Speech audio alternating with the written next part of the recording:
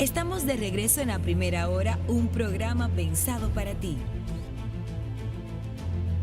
Gracias por seguir con nosotros, gracias por seguir con este su espacio a primera hora. Y en la primera hora nos visita, tenemos un invitado sumamente, todos son especiales, el hoy sumamente especial, César Dargan, vicepresidente ejecutivo del Consejo Nacional de la Empresa Privada del CONET. Bienvenido, César. Buenos días, César. Buenos días, qué placer estar con ustedes en mi primer programa del año. ¿Es verdad? Sí. Caramba, qué interesante, sobre todo porque en este primer programa del año nosotros estamos tratando de hacer un balance sobre los temas que a la población le interesan. El tema del código laboral y la conversación que ha quedado. Ustedes participaron porque ustedes llevaron una propuesta al sector empresarial. ¿En qué inicia este año con ese tema? ¿Cómo va eso de cara a una reforma laboral integral? Definitivamente es un tema que a todos nos interesa y que creo que estamos más cerca que nunca de poder modernizar nuestro código laboral. Un código laboral que ahora este año cumple 33 años. Desde el año 1992 hasta la fecha, el país cambió, el mundo cambió. Las realidades que enfrentamos en el mercado laboral son muy distintas a hace 3 décadas y por eso estamos confiados y optimistas de que estamos bien avanzados en lo que podría ser el proceso de modernización.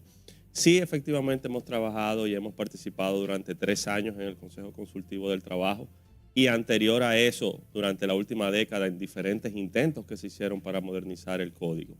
Yo creo que lo que se ha presentado al Congreso todavía tiene espacio de mejora, tiene espacio de poder ser realmente modernizador, ser verdaderamente transformador. Y esa es la voluntad que tenemos y lo que hemos expresado de seguir la conversación y que ojalá a partir de esta legislatura tengamos algún nivel de avance tocando todos los temas. Los temas incluyendo la cesantía. Efectivamente, y te lo digo de manera frontal y sin tapujos. ¿Por qué la cesantía? Bueno, porque un código que está abordando temas como la jornada laboral. ¿Qué se está discutiendo en el mundo ahora mismo? Flexibilizar la jornada, nuevas modalidades de trabajo. Eso se veía lejísimo. Ese era el futuro del trabajo antes de la pandemia. Pero esa es la realidad actual. Estamos hablando de formalización, estamos hablando de mejoras de las condiciones laborales, de nuevas modalidades de trabajo. Entonces, ¿cómo podemos, si hemos planteado sobre la mesa, cuáles son las cargas laborales que actualmente afectan, no solamente a la empresa, porque en la medida que el empleador tiene cargas laborales altas y no puede traducir eso en mejoras significativas de salario y en adición te genera inseguridad jurídica, pues todavía el ambiente de inestabilidad es bastante marcado. Y lo que se ha planteado, que es sumamente razonable, lo discutimos en el Congreso, lo discutimos en el Consejo Consultivo del Trabajo y en cualquier escenario estamos dispuestos a hacerlo, es algo que ni siquiera afecta a la mayoría de los trabajadores de la República Dominicana. Nosotros planteamos un tope del cálculo de la cesantía de hasta 10 salarios mínimos. Te traduzco eso al español. El salario mínimo no sectorizado actualmente en República Dominicana es alrededor de 25,000 pesos. 10 salarios mínimos es 250,000 pesos. Es decir, todo dominicano que gane menos de 250,000 pesos, el salario que se utilizará para el cálculo de su cesantía será el salario que le corresponde, hasta 250,000 pesos. A partir de los 250,000 pesos, y estamos hablando del 2% del total de los empleados formales de la República Dominicana, el cálculo que se usará será precisamente esa base establecida. Ahí hay una referencia. La otra referencia es 6 años en la acumulación de la cesantía. ¿Qué sucede en República Dominicana? La cesantía es una indemnización porque el empleador termina sin una causa justa el contrato de trabajo e indemniza al trabajador. En otros países tú tienes un fondo de desempleo, tú tienes diferentes modalidades de auxilio al trabajador en esos momentos. Aquí tú tienes una ventana abierta que va acumulando en el tiempo. Y efectivamente, a partir del año 2001, que tenemos una ley de seguridad social que plantea inclusive cotizaciones, pensiones, seguridades, se convierte en una doble carga lo que está haciendo. ¿Por qué 6 años? Porque según establecen las estadísticas, la rotación en el mercado laboral actual en la República Dominicana, dependiendo del sector del que se trate, puede ser 3, 4 o 5 años. 6 años está por encima. Ahora bien, esas dos propuestas, si no estamos de acuerdo, también estamos completamente abiertos a revisarlas, a estudiar otras que puedan ser más factibles, pero lo que entendemos es que no debemos desaprovechar esta gran oportunidad para modernizar nuestro marco normativo. Y antes de que mis compañeros te aborden, ustedes con los sindicalistas, con Pepe Abreu y compañía, porque él ha estado aquí en varias ocasiones y dice, no hay forma de que se elimine la cesantía. Eso no va. Le hicimos una propuesta, a primera hora le propuso, y ustedes han hablado con los empresarios de cara a que se cree ese salario por posición donde tú digas, si el salario es 25, yo te pongo 23, pero se paga 25 para que esos dos vayan a ese seguro que va acumulando esa cesantía, que si al empleado lo tiene que cancelar por alguna falta, eso se queda a favor del empleado. Si el empleado renuncia, eso se queda a favor de la empresa, perdón. Entonces, eso sería una propuesta. ¿Ustedes han hablado de alguna forma con ellos para que esto pase? Porque por los sindicalistas esto no va a pasar. Mira, un rasgo diferenciador de la República Dominicana, iniciando este año 2025, y si nosotros echamos un vistazo a nuestro vecindario, es precisamente ese clima de paz social que tenemos en nuestro país. Tú puedes tener diferencias políticas muy marcadas, y las tenemos en nuestro sistema. Tú puedes tener diferencias en muchos aspectos, pero aquí existe paz social y específicamente paz laboral. Hay una relación de mucho respeto, de mucha cercanía, de mucho diálogo con el sector laboral.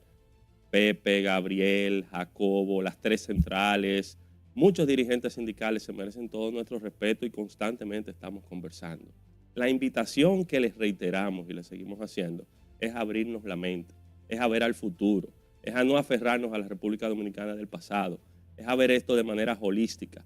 No es quitar la cesantía, no es poner esto, es que veamos una reforma integral que pueda, si estás haciendo ajustes a la cesantía, garantizar derechos que bajo ningún concepto se deben afectar los derechos adquiridos de los trabajadores. ¿Qué quiere decir eso? Que el que hoy está en una relación laboral, hasta que su contrato de trabajo termine, se le mantienen las mismas condiciones que plantea el Código del año de 1992. Esta es una invitación a hablar del futuro. Y en esa invitación que insistimos con los colegas, con los amigos sindicalistas, ojalá esta pausa en el Congreso hasta la próxima legislatura nos permita avanzar en la conversación. Sí. César, me gustaría que, y más que tú dices que es tu primer programa del año, ver o analizar los principales retos que desde el punto de vista de la empresa privada se tiene, tanto ustedes como empresa privada, como los principales retos que tiene el gobierno de cara al manejo del país en este 2025. Yo creo, Elías, que precisamente si nosotros evaluamos, al menos desde el punto de vista económico, el año 2025 fue un año bueno para la República Dominicana.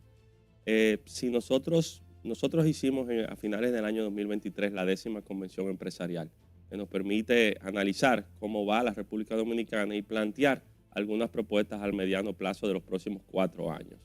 En ese momento, al cierre del 2023, el crecimiento promedio que había tenido nuestra economía era de un 5.2% en los últimos 30 años. Esto es algo importante. Y había bastante incertidumbre en el ambiente de cuál sería el comportamiento de nuestra economía en el año 2024, o las inflacionarias, inestabilidad en los mercados, en los principales mercados con los que tenemos relaciones, dudas en el mercado local de qué ocurriría con adecuación de algunas normas. Y superando todo eso, cerramos el año con un crecimiento por encima de un 5%. Ahora bien, el reto principal que tenemos es cómo convertimos ese crecimiento económico en desarrollo humano, en desarrollo real de nuestro país. Por eso lo que planteamos fue una transición hacia una economía de bienestar en el que tú no solamente midas que si el Producto Interno Bruto crece o no, sino que tú midas cómo va la educación, cómo va la salud, cómo va la vivienda, cómo va el empleo. Y todas estas transformaciones, la gente, como me decía Lorena hace un momentito, lo que a la gente le interesa, realmente tú puedas sentirlo. Efectivamente, estamos iniciando un año 2025 turbulento en el mundo. Nosotros vemos inestabilidad política, fenómenos de la naturaleza, muchas crisis económicas simultáneas, y esta situación no deja de ser una preocupación en la República Dominicana porque, aunque somos una isla, no estamos aislados a lo que pasa en el resto del mundo. Entonces, en primer lugar, quizás eso, cómo puede la República Dominicana seguir vadeando, seguir superando estos retos en el mercado global. Por otra parte, hay temas estructurales internos, la informalidad. Ojalá este sea un año de poder combatir de manera frontal la informalidad. Informalidad en el mercado laboral que les resta derechos a los propios trabajadores. Informalidad en las contribuciones tributarias que limita los ingresos que tiene el Estado. Informalidad que genera competencia desleal entre las empresas. Entonces, ojalá eso no sea un tema teórico, sino que podamos efectivamente enfrentarlo. Y al final del día, seguir sentando las bases de una democracia que funcione. que si bien es cierto, el gobierno concentra un poder importante por su mayoría política en el Ejecutivo, en el Congreso Nacional, en los municipios, no menos cierto es que la diversidad se respete y que la alternancia y el diálogo político con altura pueda mantenerse para tener un clima de confianza y poder seguir impulsando desarrollo.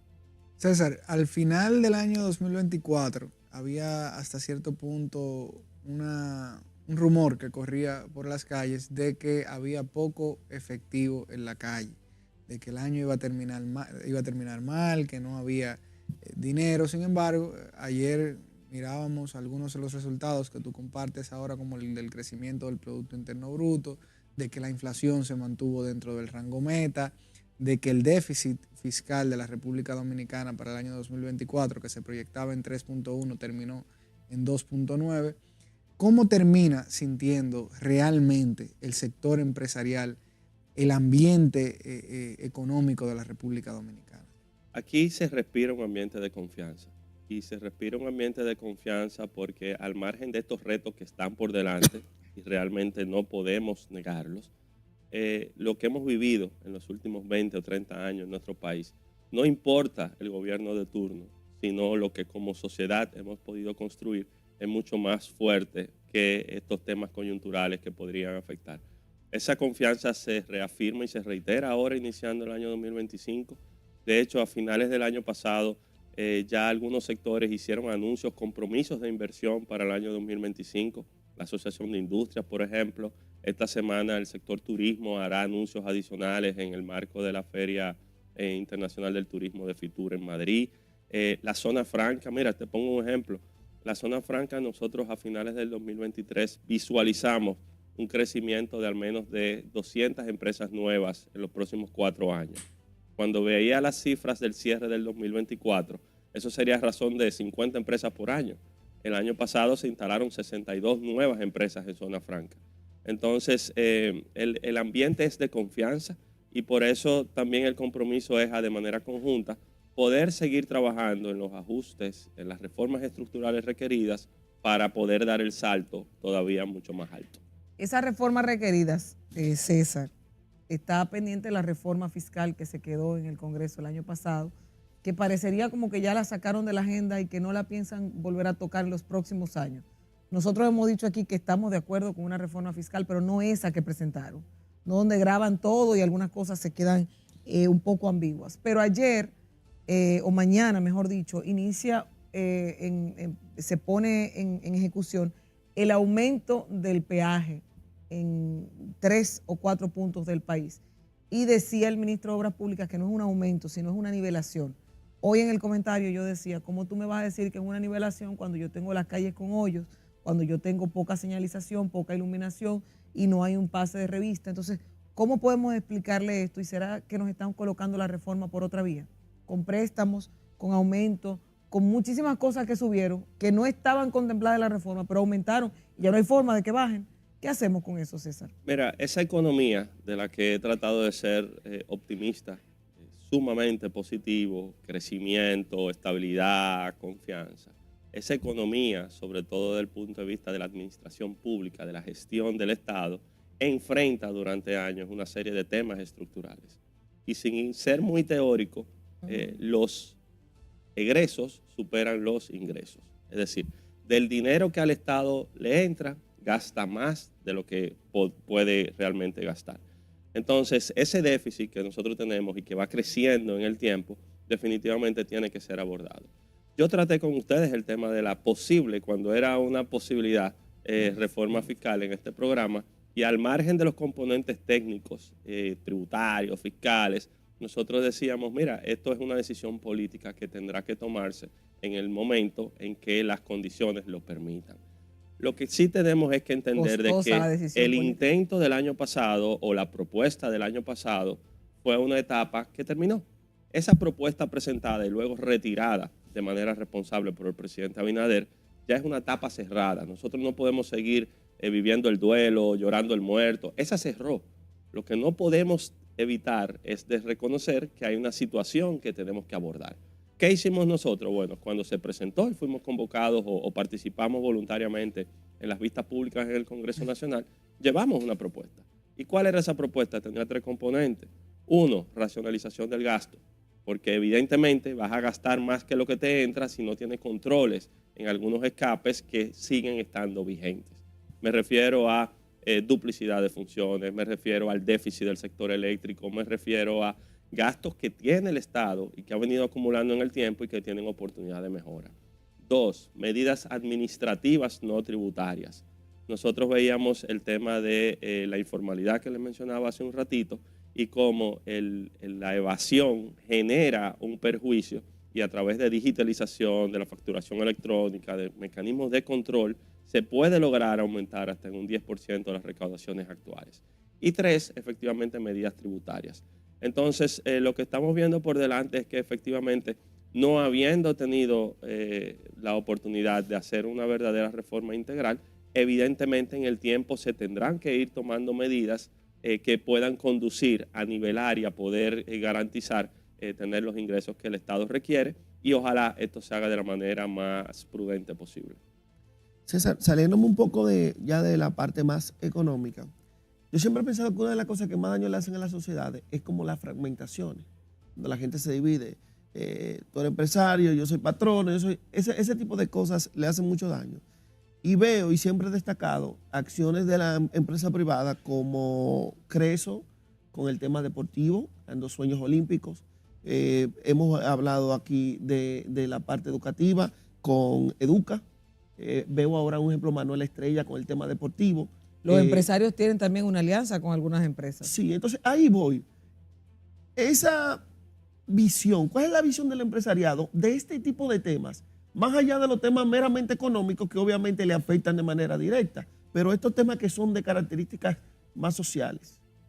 Bueno, definitivamente el tema de la sostenibilidad ocupa un lugar importantísimo en la agenda.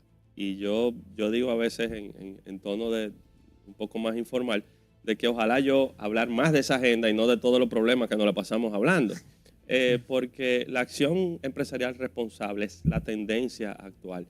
En nuestro país hemos tenido una transición sin darnos cuenta, un relevo generacional en las cabezas, en la gestión de las empresas, que ha tenido que abrirse al mundo, reconocer que no solamente es cómo la empresa genera lucro, es sostenible financieramente, sino cómo tiene un impacto en su comunidad y a su vez eso repercute positivamente en toda su operación.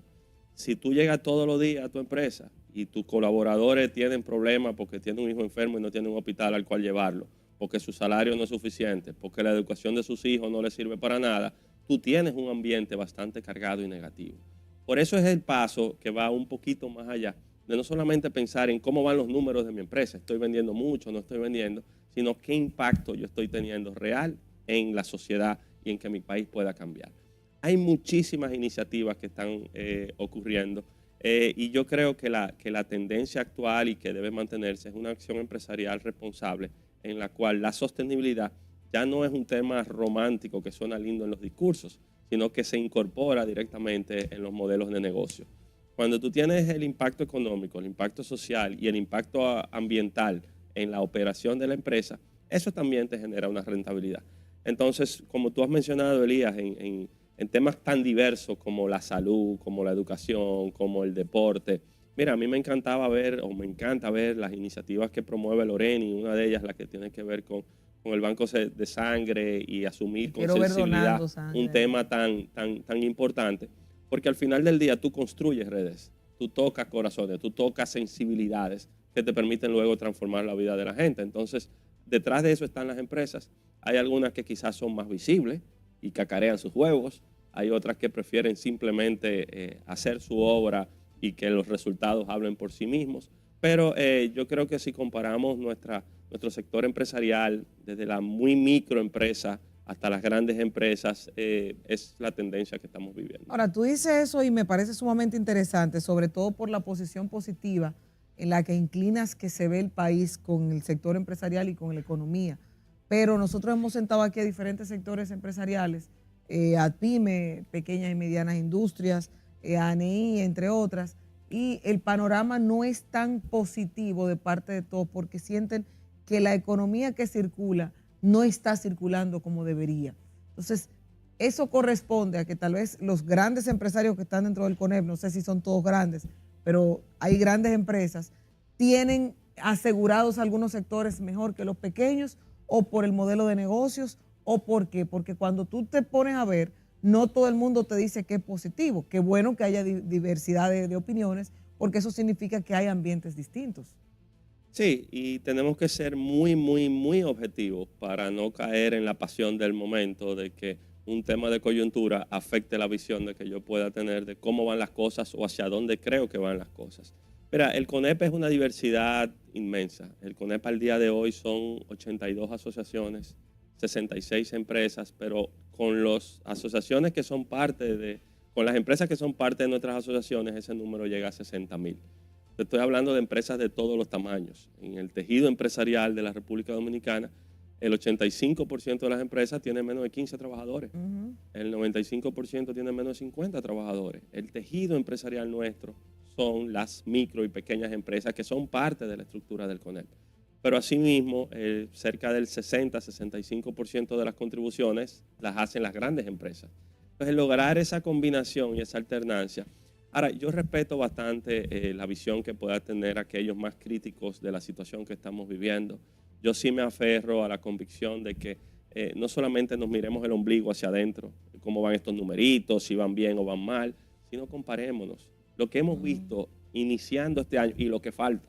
Enero no termina y promete. Sí. Enero no termina y promete. ¿Pero qué promete? Nosotros estamos apenas días de una transición política en los Estados Unidos, sí, que traerá un cambio disruptivo significativo. No solamente en los Estados Unidos, sino en las relaciones de una superpotencia con el resto de los países del mundo. Nosotros vivimos al lado del país con la crisis más grave política, social, ambiental que pueda tener en el mundo. Nosotros somos testigos de primera fila de lo que está ocurriendo en Venezuela. Nosotros vemos lo que está pasando en el mundo. Y cuando vemos cuáles son las situaciones, los retos que tenemos que enfrentar en la República Dominicana, decimos, mira, cuidemos esto que tenemos, trabajemos juntos para mejorar todo lo que pueda mejorar, pero no ignoremos de que en algunas situaciones estamos mucho mejor que el resto de los países. Pero tú entiendes entonces que con la entrada de Donald Trump nuevamente en Estados Unidos sería un mayor nivel de oportunidades para la República Dominicana. Yo quiero seguir siendo optimista y entender que sí. Caramba. Si nosotros comparamos las administraciones demócratas y las administraciones republicanas y su relación con la República Dominicana, posiblemente nos demos cuenta que el balance ha sido positivo con administraciones republicanas. Evidentemente no quisiera entrar en la comparación de los aspectos domésticos o de la política local en los Estados Unidos y algunas propuestas bastante atrevidas que ha planteado el presidente electo Trump. Sin embargo, en lo que puede representar una oportunidad a la República Dominicana en temas de nearshoring, en temas de mejores oportunidades, en temas de seguridad hemisférica, en temas de seguridad y estabilidad política, pues hay muchas cosas que puedan ocurrir y creo que debemos estar atentos. César, la inteligencia artificial representa quizás no solamente el mayor avance tecnológico de los últimos años, sino también que trae consigo muchísimos retos para todos los sectores. El sector educativo tendrá sus propios retos, pero saber si desde el CONEP se ha estudiado de qué manera pudiera impactar la inteligencia o el uso de inteligencia artificial dentro de la economía, el sector empresarial de la República Dominicana, sobre todo porque mucho de lo que se dice es que la inteligencia artificial va a sustituir mucha mano de obra. La está sustituyendo. La está sustituyendo y eso, así como aumenta rentabilidad desde un punto de vista, también tiene un impacto importante en la economía. Mira, yo me río un poco porque la primera pregunta que Loreni me hizo tenía que ver con el código laboral. Y a mí me hubiese encantado incluir en la conversación el tema de inteligencia artificial, automatización, robotización, porque son las tendencias que estamos viendo, no como algo del futuro lejano, sino lo que está ocurriendo actual. Ahora bien, cada vez que lo hago, entienden que me voy por la tangente y que lo que estoy buscando es una excusa para no abordar la realidad de los temas que tenemos por delante. Qué bueno que eres tú que me lo has planteado, porque el mismo día que se depositó en el Congreso Nacional el proyecto de reforma laboral, Elon Musk presentó la versión más actualizada del robot Optimus, un humanoide que hace prácticamente todas las cosas que hace un ser humano y que ya en los próximos 2 años estará en producción masiva y en venta regular. ¿Por qué quiero decir eso? Porque la visión que tenemos hacia el futuro no puede ignorar cambios que se están dando y que se están dando de manera acelerada.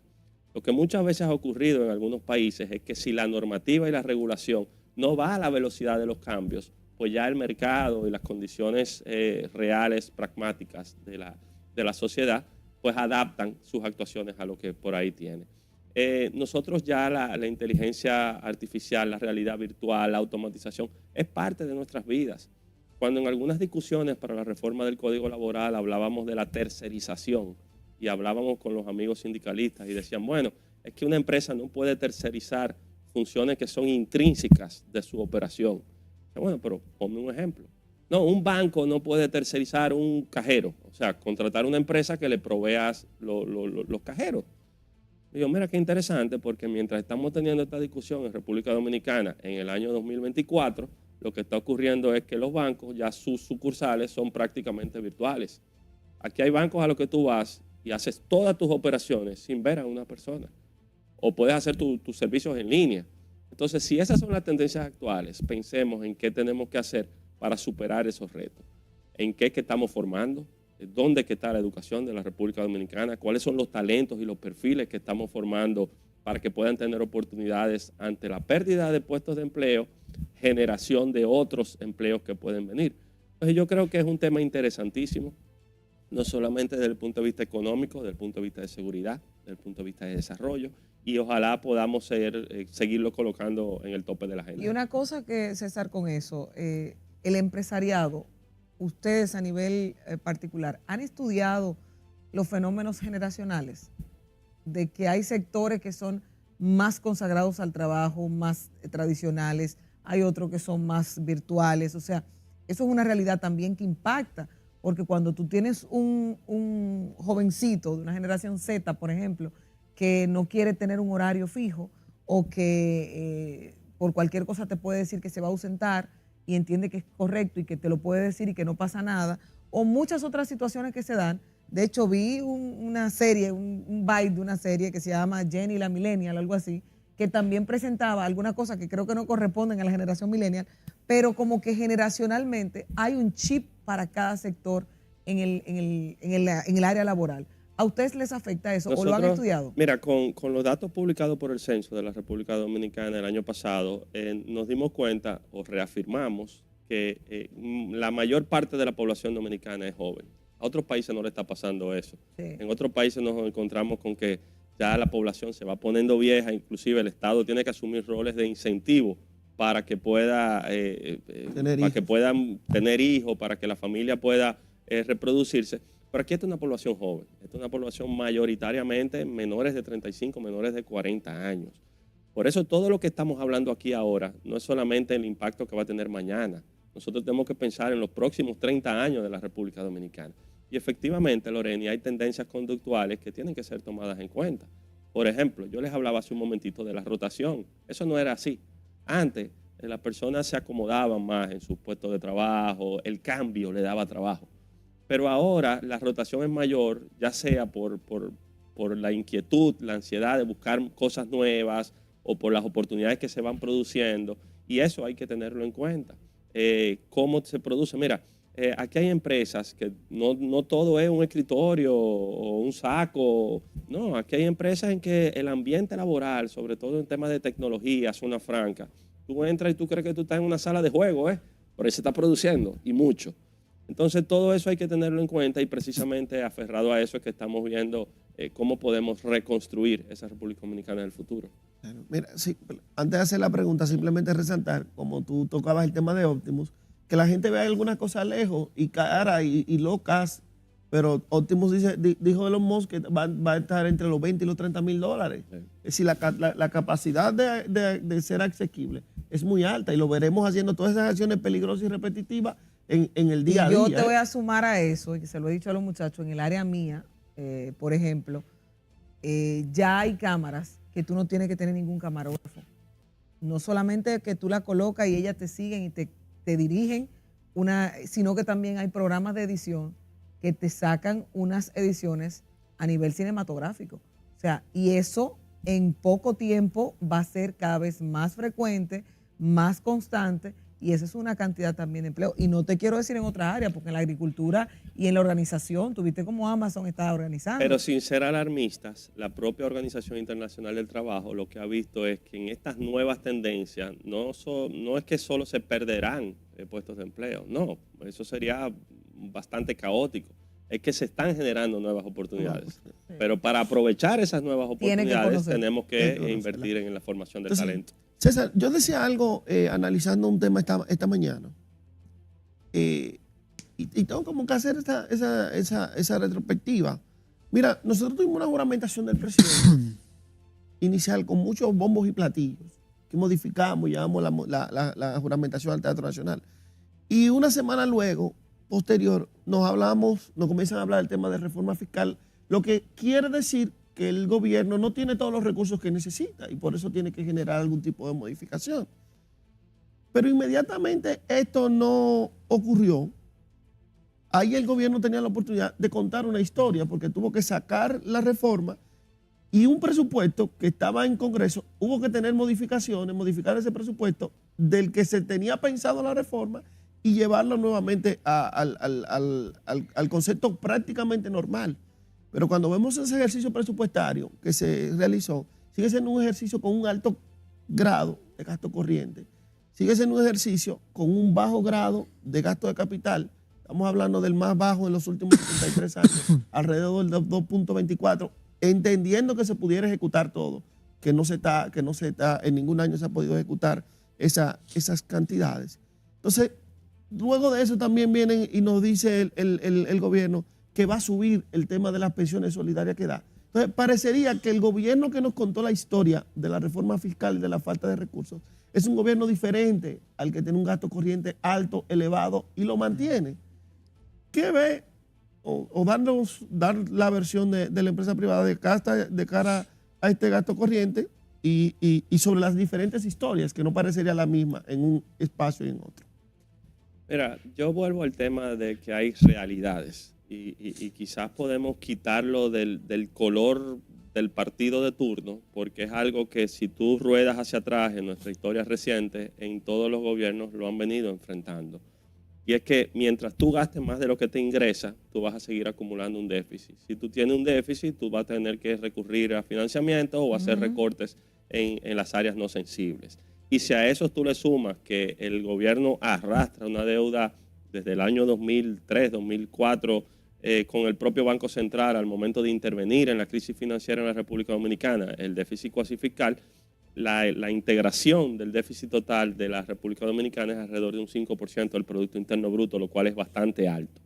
Entonces aquí vienen dos temas que, por eso el calificativo que he utilizado es de responsabilidad.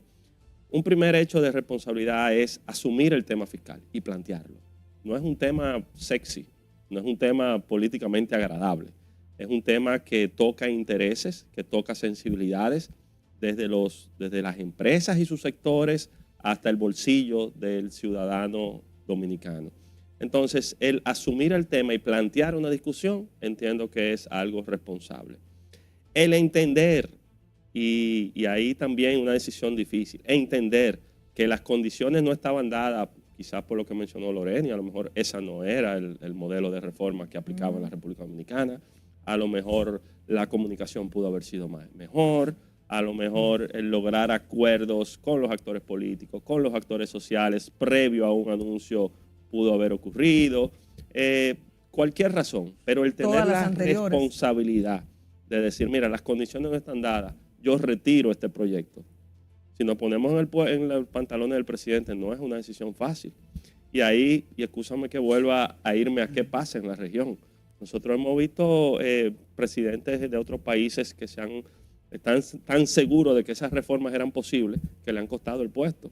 Es el caso de Colombia, donde el presidente Duque entendía que podía pasar su reforma fiscal y duró 2 meses, Colombia cogió fuego y luego vino un cambio político bastante agresivo. Presidentes como Chile, México, que vinieron con el discurso de la reforma y vamos a hacerla, no pudieron hacerla. hacer este tipo de reformas en un momento post pandemia y con el nivel de comunicación y de agitación social no es fácil. Quizás Argentina, y se están viendo los primeros resultados, pero no querramos vernos en el caso de Argentina, que tocó fondo para tener que hacer cosas tan drásticas como las que están haciendo. Yo creo que hubo responsabilidad al plantear la discusión, responsabilidad y humildad al entender de que las condiciones no estaban dadas, y todo lo que tú has mencionado debe ser parte de la discusión, porque de lo contrario, lo que no se hizo ahora, en el momento que haya que hacerlo, posiblemente las condiciones sean más adversas. Y yo te quiero decir, César, que hay algo que a mí me genera mucha duda con relación al gobierno y a la economía, que es quien traza la política pública en general.